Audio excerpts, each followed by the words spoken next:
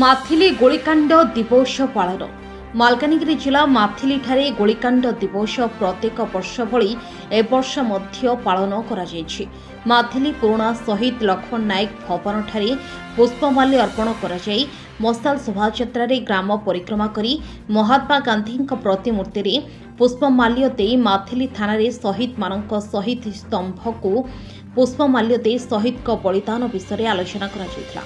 ଏହାସହ ନୂତନ ଶହୀଦ ଲକ୍ଷ୍ମଣ ନାୟକ ଭବନରେ ଏକ ସଭା କରାଯାଇ ଶହୀଦମାନଙ୍କ ଉତ୍ତରାଧିକାରୀଙ୍କୁ ସମ୍ମାନିତ କରିବା ସହ 1942 ମସିହା ଅଗଷ୍ଟ 21 ତାରିଖରେ ଶହୀଦ ଲକ୍ଷ୍ମଣ ନାୟକଙ୍କ ନେତୃତ୍ୱରେ ବ୍ରିଟିଶ ଶାସନ ବିରୋଧରେ ମାଥିଲି ଥାନାରେ ତ୍ରିରଙ୍ଗା ପତାକା ଉତ୍ତୋଳନ କରାଯାଇଥିଲା।